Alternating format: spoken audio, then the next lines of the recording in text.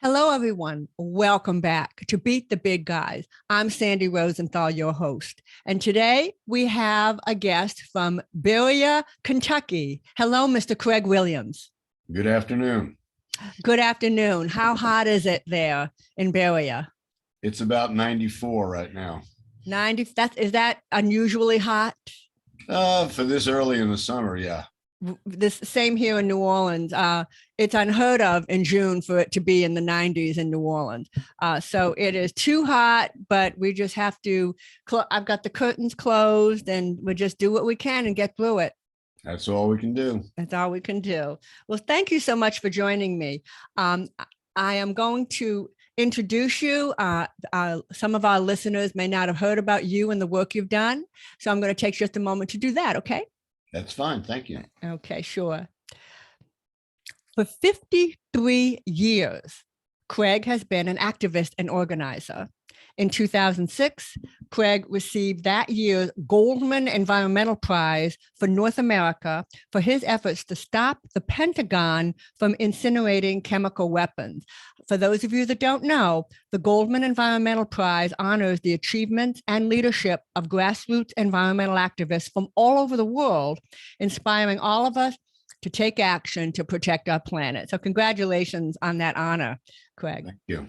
You're welcome. And in 2008, Craig received an honorary doctorate for his activism from Eastern Kentucky University, located near his home in Berea. And as current director of the Kentucky Environmental Foundation work continues watchdogging the two remaining chemical weapons destruction sites, along with other environmental projects. Well, thank you for doing that. And finally, actually two more things. He was one of the, among many, many things, but we don't have all day. So I'm going to mention two more things that Craig has done. He was one of the original group of veterans who formed the Vietnam Veterans of America Foundation in 1980. Well, that is my go-to every time I have something that I'd like to donate. So I was so excited to know that.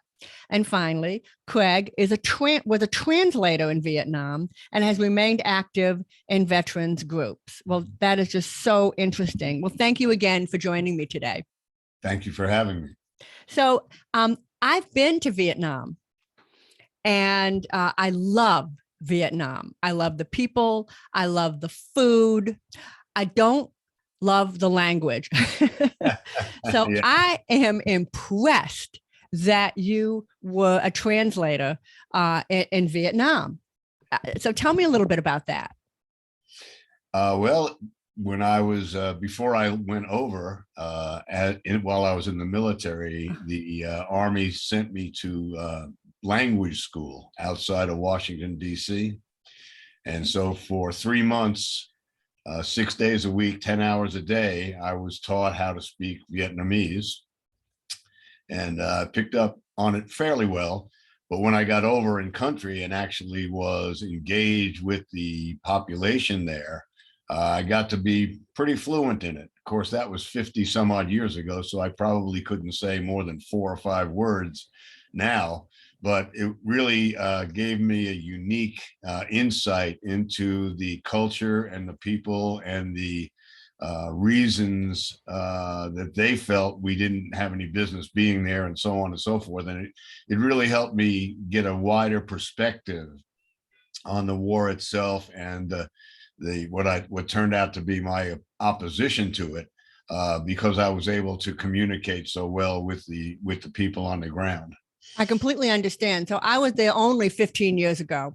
And when I was not able to learn the language because it is a difficult language. And right. we'll talk about that in just a second. But I noticed that when I arrived, one of the first things the cab driver would say to me is, "How old are you?" And I understand that in order for him to speak to me, he needed to know my age because it changes the word choice, that changes right. the words. Okay. Yep. And so I quickly learned to get used to that, and that wasn't a problem. But one of the funnier incidences was I was traveling with my then unmarried son, and he was well into his 20s. He was probably about 27 years old. And so the cab driver asked, "How old are you?" And he answered. And then he asked my son, are you married? And he said, no. And the cab driver said, why not? because, Exactly. and now I understand that in Vietnam, healthy young men don't stay single, not generally, not Right. always, but not generally. And but they're very friendly people, and they're wonderful. When I was there in Hanoi, Americans were still pretty unusual thing to see, and they were almost a little afraid of us in Hanoi. Of course, Saigon, which is now Ho Chi Minh City, they were much more used to tourists there. But the people are really, really wonderful, friendly people, and the country is beautiful. Absolutely. I couldn't agree more. It's one of my favorite places. I've been back a couple of times and doing different kinds of work for reparations and for landmines campaigns and victims and so on. And, trying to make up for some of the problems that we cause in that country. And I feel the same way. It's a beautiful country. And the people are just very outgoing and very considerate, very conscientious and very helpful. I had no issues at all with any of the folks I met when I was back those couple of times. And I think, again, it's because I did learn a lot, having been fluent in the language. I kind of understood the culture a little bit better than most soldiers that went over there and did nothing but what they were told to do by the military. I was a little bit outside the box while I was there. I'm sure you won't be surprised. But I spent some time up in the hills with some of the people up there when I wasn't down in the when I wasn't assigned elsewhere. And so it was a really good experience. And I love the country. I'm looking forward to going back. I do too. But I tell you what, though, the next time I go to Vietnam, I will not go in July. That's that is a mistake. It is the most humid place on the planet. Yes, There in Cambodia are just unbelievably humid. Yes, I'll go in the winter, but I look forward to that. Well, thank you so much for enlightening me on that, and our listeners, of course. So anyway, you've done some incredible work in beating the big guys, and if you could share with us some of one or two of your favorite stories. Oh my goodness. Well, I've been at this chemical weapons work for 35 years, so I've got lots of stories, but I guess one of my favorites was back in the late 80s when the Army came to town and there was a big town meeting and there were hundreds of people there. And one of the senior folks with the Army was asked a question by a young student, I'd say maybe somebody in early high school. And the way the question was phrased was interesting because the kid stood up and said, I want to ask you something. Why, because of the problems associated with incineration and the problems with releasing these agents into the atmosphere, people were concerned that there was going to be injuries or possibly fatalities. And so this young boy stood up and said, why do you want to kill us? And the response from this general was, well, this is the United States Army and we don't want to kill anybody, which of course is completely ironic since that's what the US Army is trained to do. And so the whole place cracked up. It was pretty entertaining. But anyway, that was I guess one of my favorite moments was when we finally convinced the Army to abandon incineration at 4 of the 8 US sites that the coalition that I formed was successful in achieving. And so that was a remarkable success. And I'm be glad to talk a little bit about how we did that whenever you would like me to expand on that a bit. Absolutely, because coalitions, I'm sure you would agree with me. I hope you would, that I can't do anything alone. You can't do anything alone. Any of you listeners out there, probably listening alone to this podcast, you can't do anything alone beyond leading. Yeah, you can lead alone, but even if you're leading, you're relying on advice. Right. And if you don't have anybody, quote, following, unquote, or joining in or collaborating, you're just a lone wolf, crying in the distance. There is one thing alone. Oh, you can have the idea to start a movement, and which I did. I did have that, and Yep, my yep. 15-year-old son joined me, and then it was two. So Yeah. for maybe a minute, it was just me. But so getting back to the whole issue of coalitions, yes, coalition building is critical. And if you'd like to expand on that more right now, that I think that's a great idea. Sure. Okay. Well, we started out here in Berea, Kentucky, as a small grassroots group here, trying to convince one of the biggest bureaucracies in the world that the path they were on was incorrect. We supported the idea of getting rid of chemical weapons globally, the US and the other countries that are party to the current treaty. But we were very, very skeptical of the way they were going to approach getting rid of it. And so as we began to object and to protest their position, it became apparent to us that we in Kentucky, we could organize everybody in Kentucky, and the juggernaut that would come along in the persona of the Army was going to just overwhelm us. We couldn't really stand up to them by ourselves.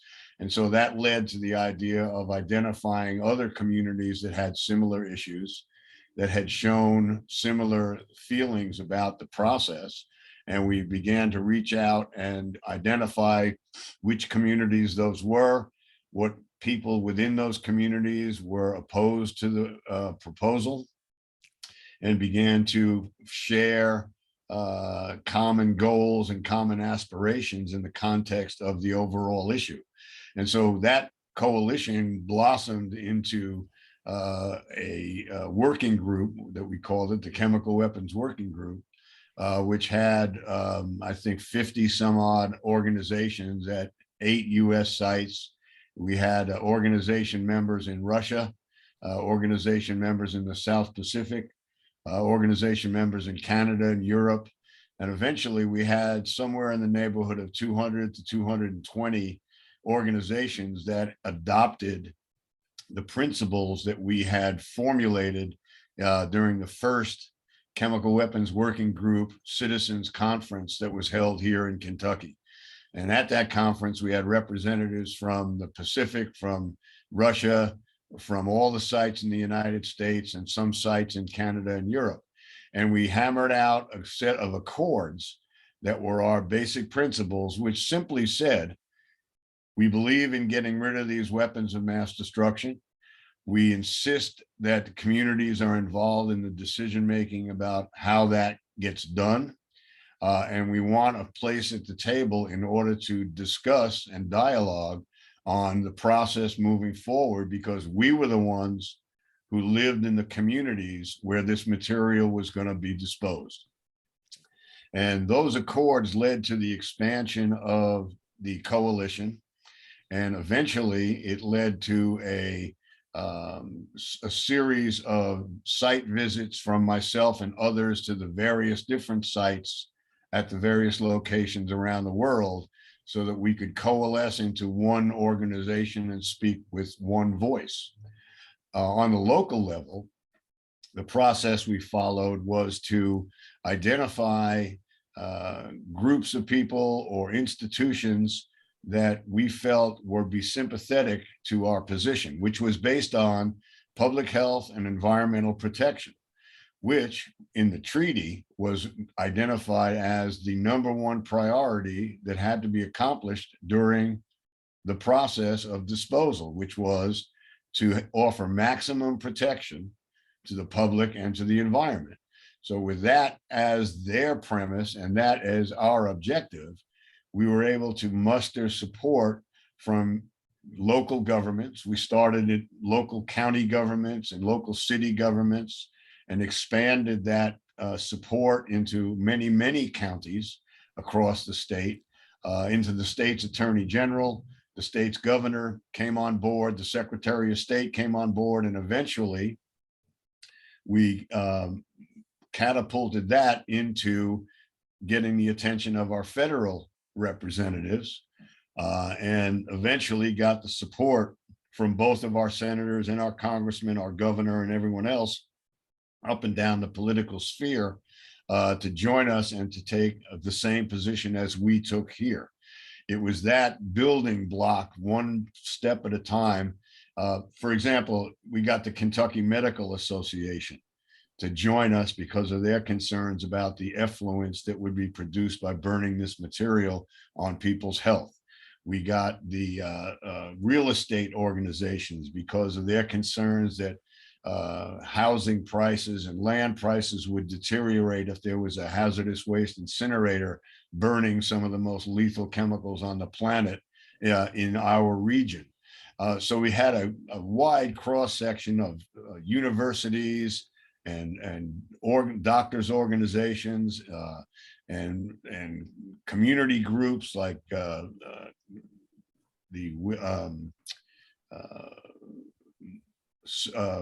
groups of mothers that were involved in different aspects of children rearing and children's health and so on. And so we became quite a large force to be reckoned with. And eventually we had, once we got the support of the right people in Congress, we helped draft legislation that required the Army to look at alternative methods or alternative technologies to dispose of this material and do an assessment of those with the involvement of the communities. And that program was funded, and it had a series of meetings nationally at the various locations where these chemical weapons were stored.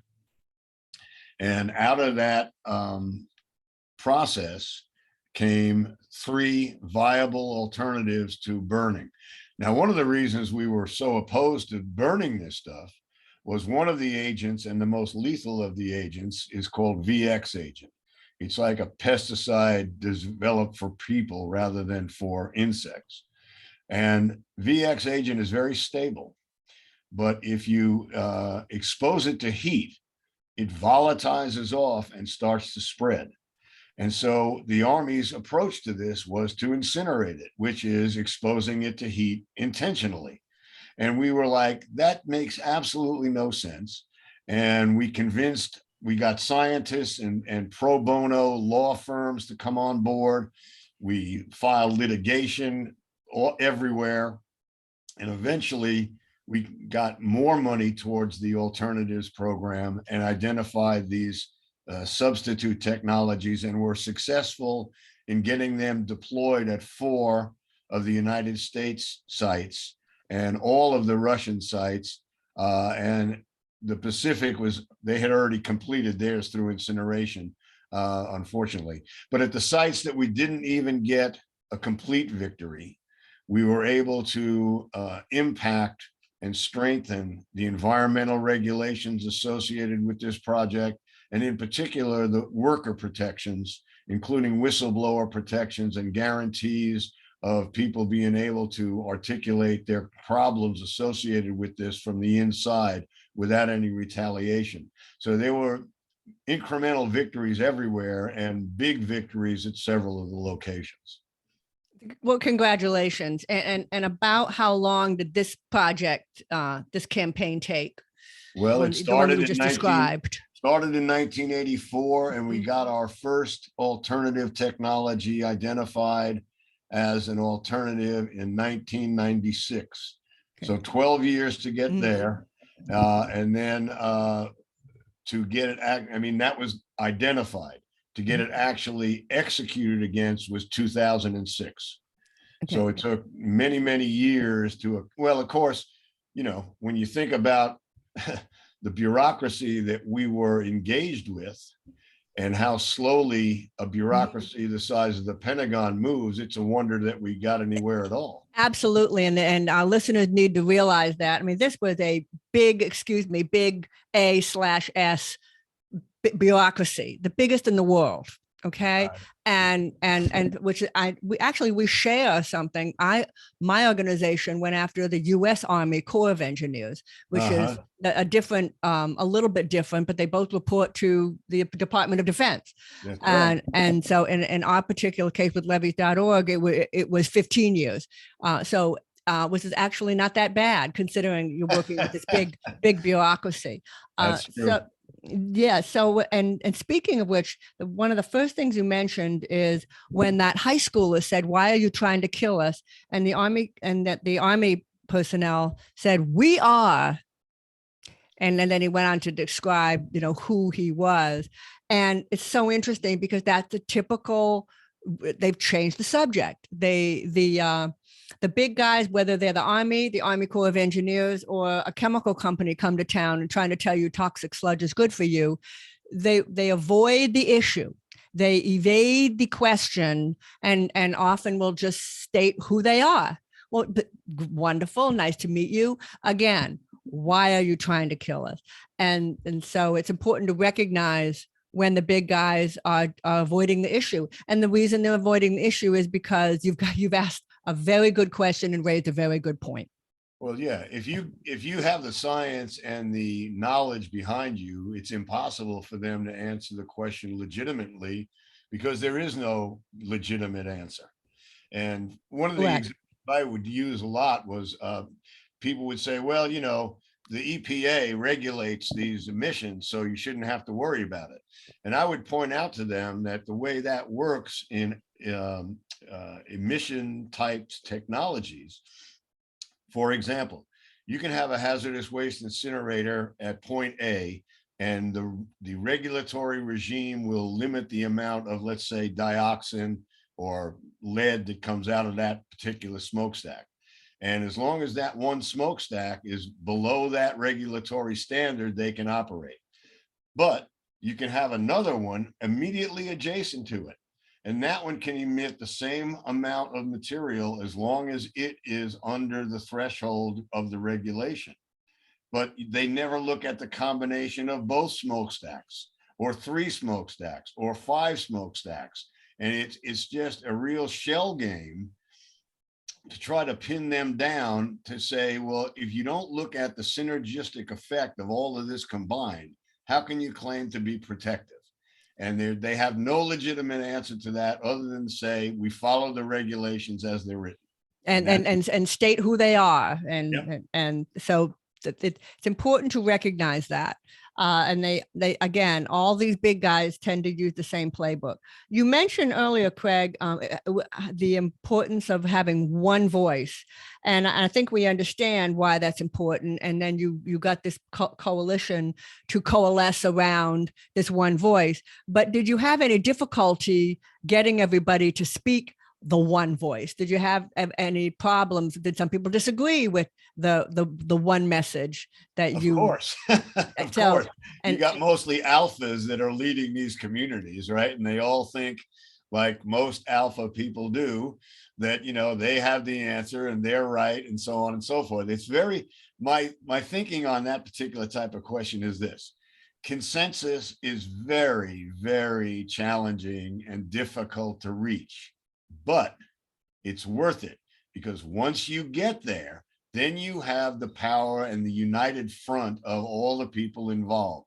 If you don't work towards that consensus, then you're doing infighting constantly. You're distracted from your primary objective, and you're just floundering around trying to work out details amongst yourself and not actually working on the target of your campaign. can you So, share some advice on how to get to that consensus? well, the first thing you have to do is you have to listen. Mhm. You have to be willing to understand that everybody that's involved has a stake in what you're doing, and that your way is not necessarily the right way or the best way. And you have to learn to compromise. You have to learn to be flexible. You have to learn to be encouraging.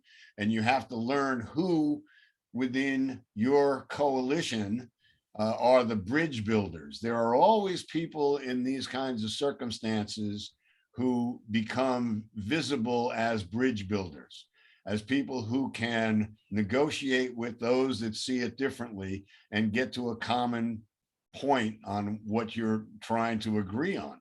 And it just takes time and patience, and eventually you'll get there. And the way we operated was, if there was a particular issue on the table and somebody was not happy with it, they had the opportunity to block it, but they didn't have the opportunity to insist that it was not something that the rest of the group could consider. And so they would, if we got to a point where the question we would ask is, we know that this is not exactly what you want, but can you live with this? Can you accept this as close enough so that we can unite around whatever that particular issue might be? And that way you didn't have to force people to agree with every word.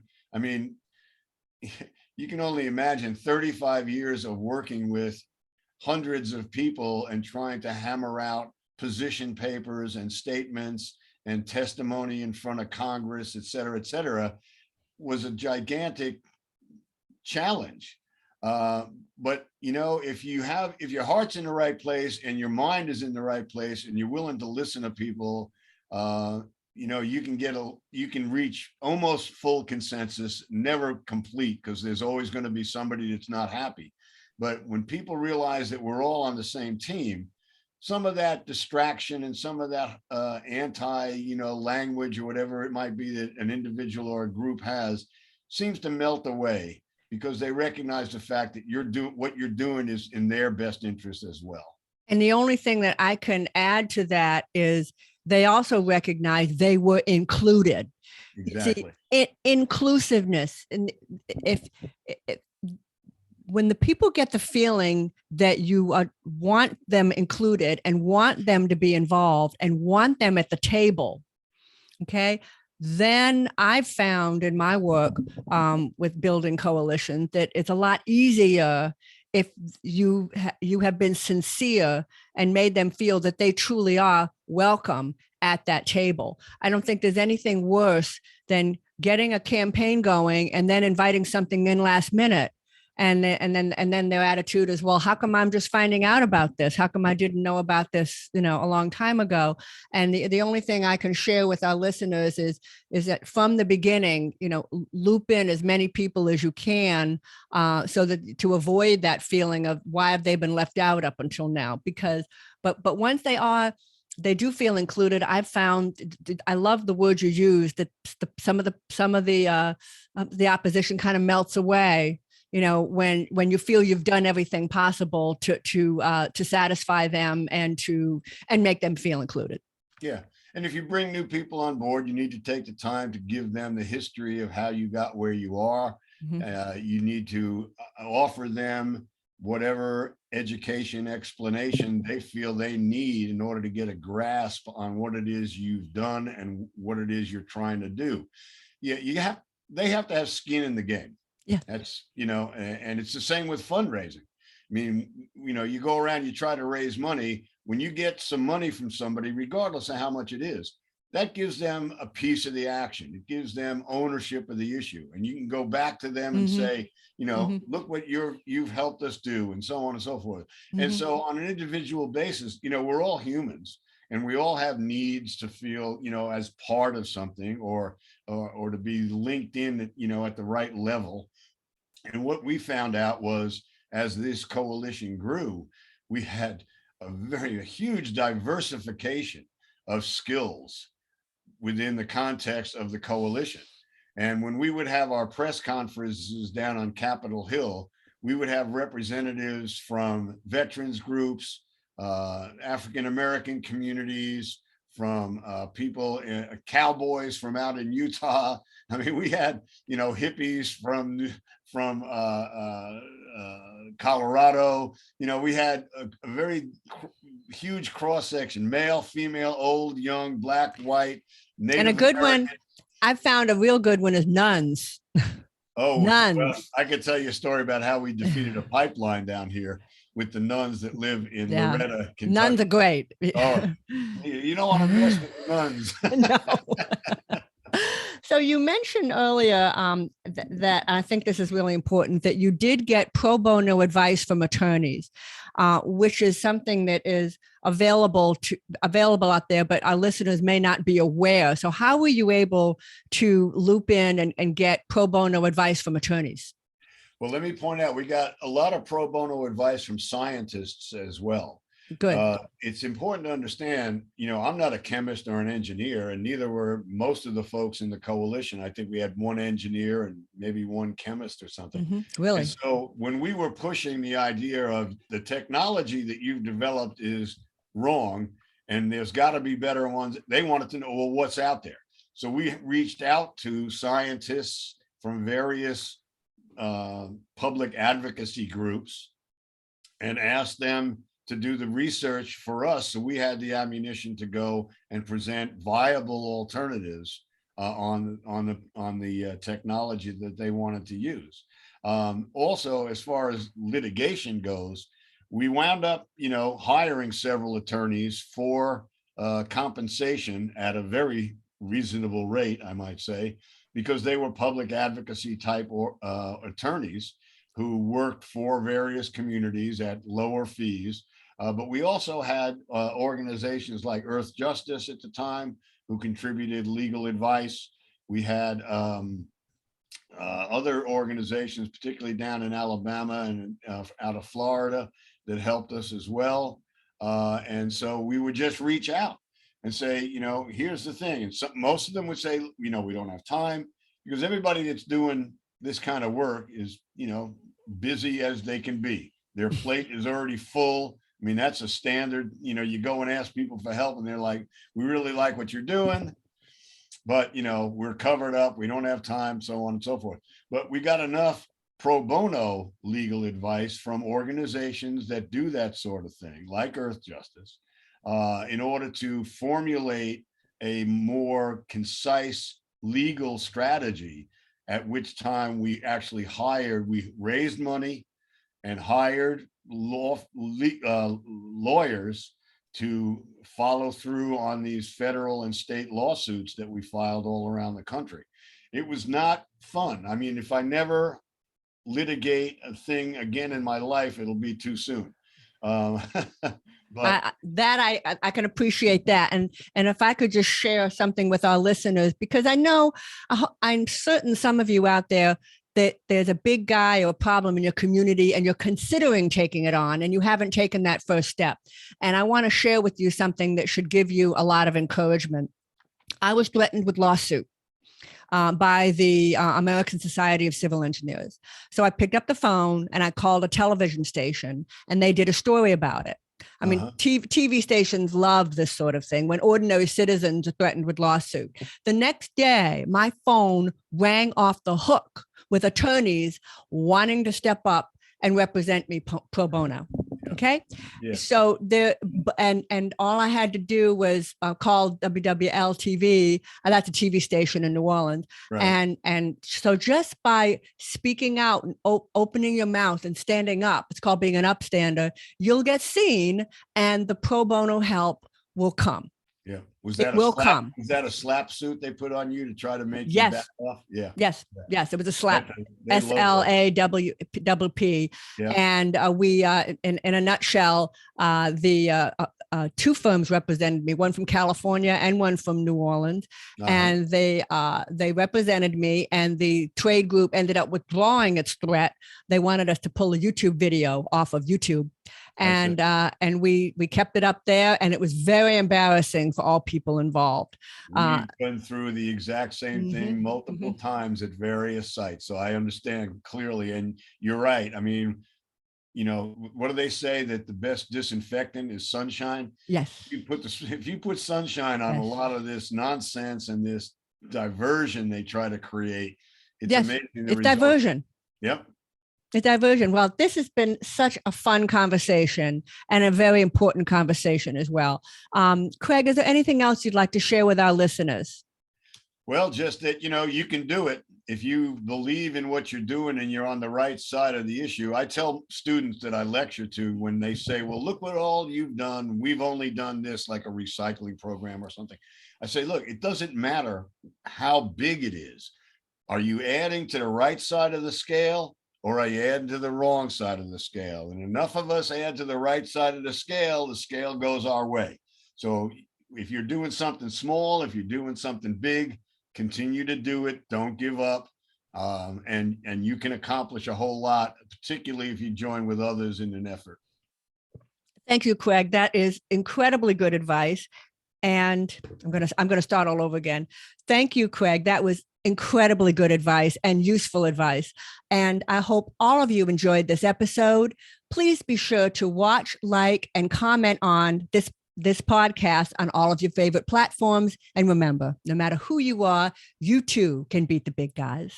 Okay, hold on. Let me stop the recording.